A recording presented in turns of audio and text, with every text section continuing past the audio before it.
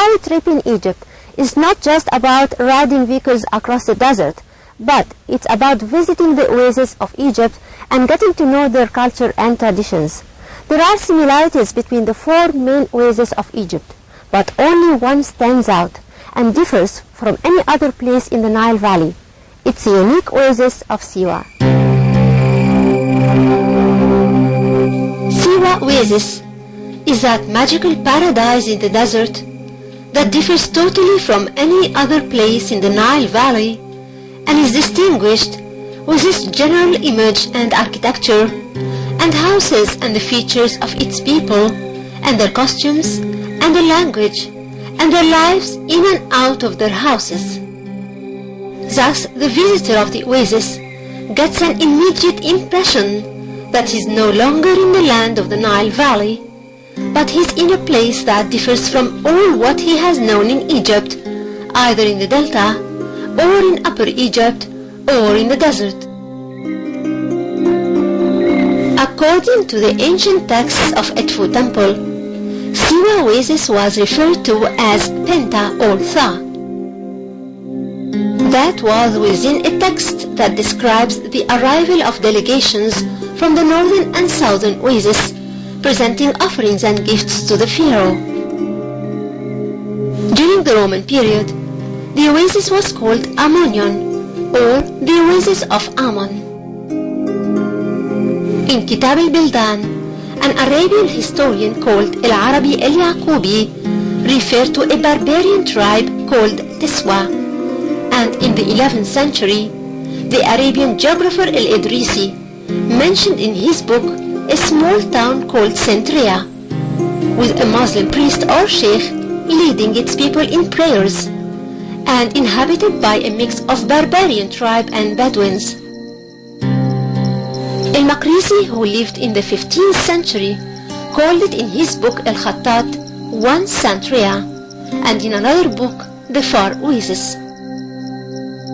As for Ibn Khaldun, who lived also in the 15th century, he mentioned Siwa under the name Tiswa, referring to the origin of its people, being a branch from Zenata tribe in North Africa.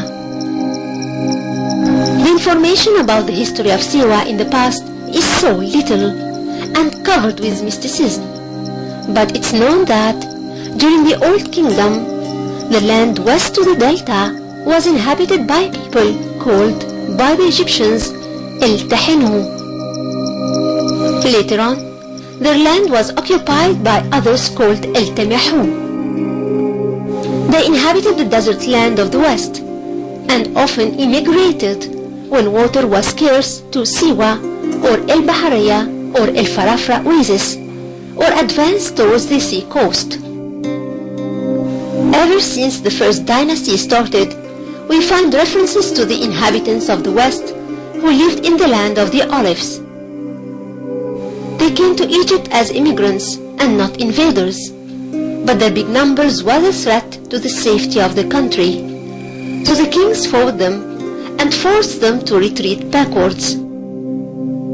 They were also hit from the west, so eventually they were annihilated as a nation. Nevertheless, their name was told for many centuries, until the end of the ancient Egyptian history.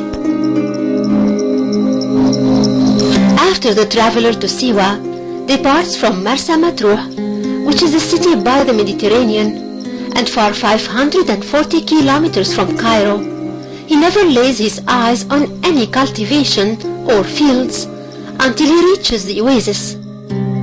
It's possible to see some bushes here and there in the 50 or 60 kilometers that lie within the perimeter of the Mediterranean, which receives some rain from time to time. But once the ascending of the hill starts, he encounters nothing but barren desert, until he arrives to the depression itself. Then his eyes would shine with a vision of the tall palm trees of the oasis. Caravans used to travel 8 or 9 days in that path, and we can imagine the delight and joy the travelers felt when they found themselves close to the springs, with its fresh water and the palm trees' gardens. The highest parts of the hill reaches 240 meters above sea level, but the ground of the oasis itself is 18 meters below sea level. The length of Siwa depression from east to west is 82 kilometers and starts from El Maraki in the west and ends in El Zaytun village in the east. As for the breadth, it's almost 9 kilometers in the west and reaches 26 kilometers in the east, and it gets narrow in the middle. The inhabitants of Siwa oasis live mainly in the city of Siwa, which lies almost in its middle, and the rest of them live in the villages remote from each other, the most important of which are El Maraki and Khamisa, and Abu Shruf and El Zaytun and Bahiy el-Din. In the midst of the oasis there are 4 salt lakes.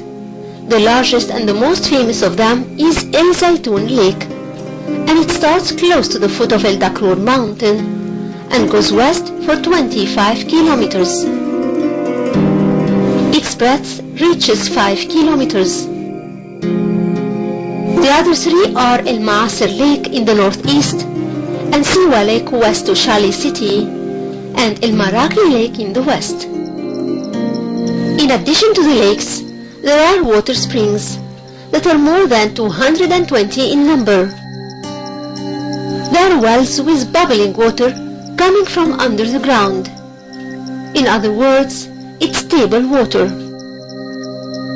These springs are called Roman springs, and their depth reaches 4 meters to 15 meters or more, and their diameter's width is between 10 to 25 meters. The total production of water of these springs is 185 square meters daily. In spite of the fact that Siwa oasis is located in the middle of the desert, away from the areas where rain falls, close to the Mediterranean, yet one of the most important problems that endangers the oasis is the abundance of water. The table water of Siwa is the water that comes out of natural land reservoirs and lies on different levels between one layer and another. The water source of the springs of Siwa mostly comes from the limestone layers from the Mesolithic age. The thickness of this layer is between 256 meters to 100 meters. The water accumulates in the gaps that happened as a result of the melting of the limestone layers as a result of cracks that occurred after earthquakes.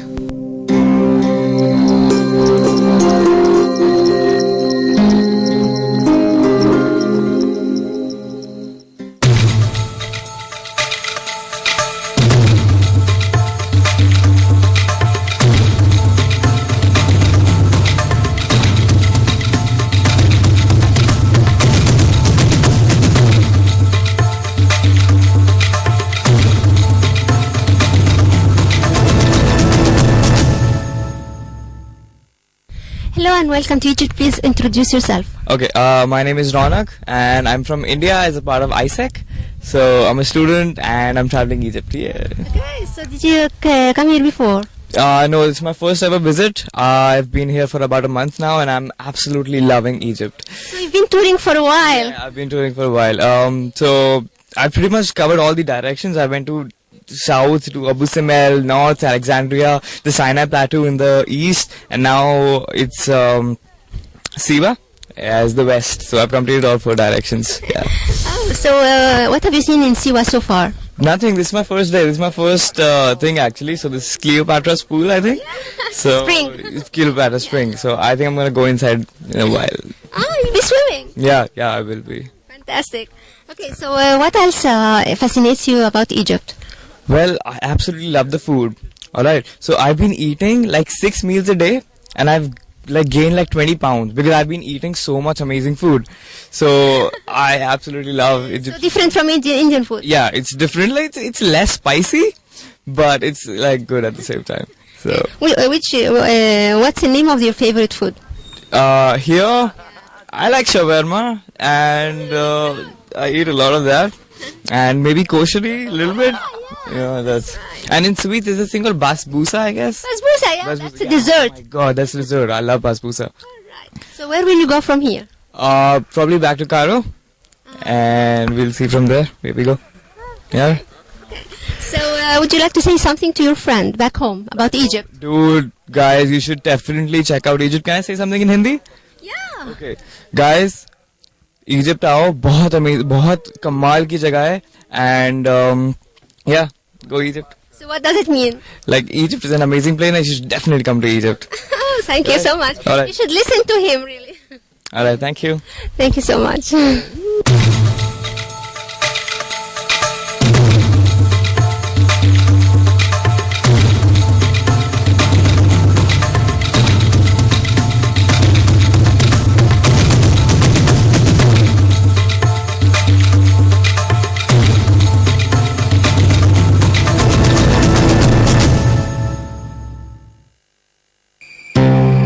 The ancient center of Siwa city during the pharaonic and Roman periods lies in Aghurmi, circling the massive rock there, above which the famous temple of the Oracle of Ammon was constructed.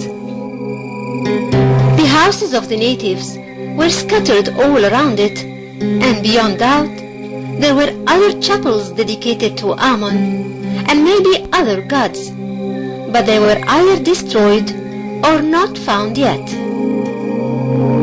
Aghurmi's hill was surrounded by a high wall set at the foot of the mountain and too difficult to be climbed. On top of the wall there used to be some openings and small triple windows in the style of two windows topped by a third in between them. These windows enable those inside to guard and watch what happens outside. Unfortunately, the walls didn't prevent the dramatic events that happened in a continuous way. According to Siwa's manuscript, which records the local history of Siwa, the barbarians and the Arabs raided the city continuously and assaulted the Syrians and destroyed Aghurmi.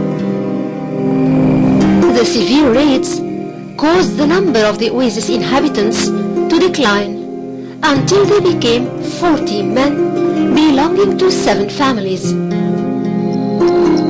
They decided to leave their endangered village, which was invaded on a regular basis, and chose a new location to build a fortified village above a mountain that would give them the protection they need from their enemies and help them feel safe. That new location was nothing but the current city of Siwa or its ruins. It was constructed in 1203 AD and they called it Shali, which simply means the city. The hill of Shali was primarily used during the pharaonic and Greek and Roman periods as a cemetery and a quarry. The 14 men built their houses on the hill sides and surrounded it with walls. In its northern side, they made one entrance to ensure the immunity of the city and the efficiency of its defense. That gate still exists, and it's called El Bab Inchal, or the city's door. In 1820, the troops of King Muhammad Ali arrived to Siwa and subdued it to the government authority. Since then, the Bedouins' attacks stopped and the Syrians felt safe, so they started to build some houses at the foot of the hill and also close to gardens.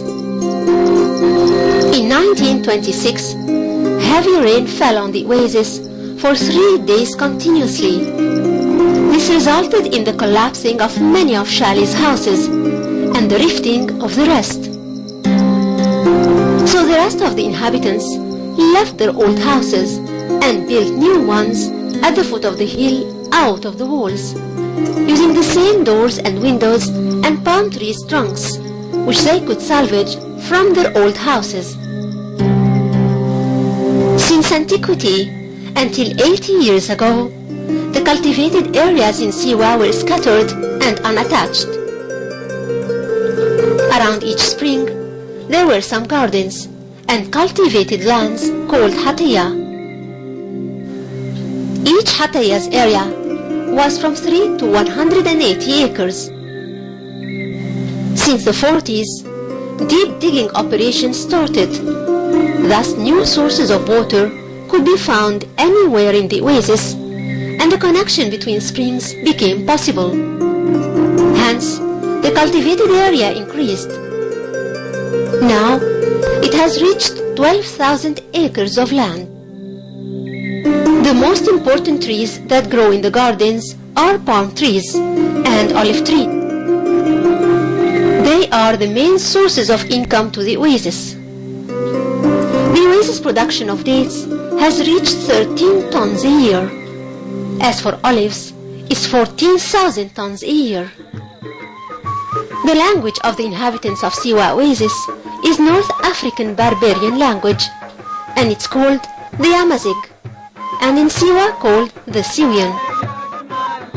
It isn't a written language in Siwa, although its alphabetics were found in other areas in North Africa and on some ruins in Siwa.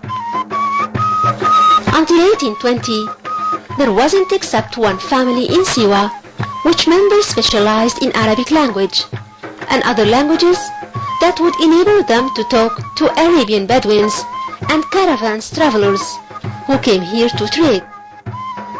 With the open communication between Siwa and the outer world, and the increase in the education percentage, which is in Arabic, the majority of the Siwians can understand and speak Arabic, but they do it all visitors. But Amazigh remains their mother tongue. Siwa's history, geography, and local people.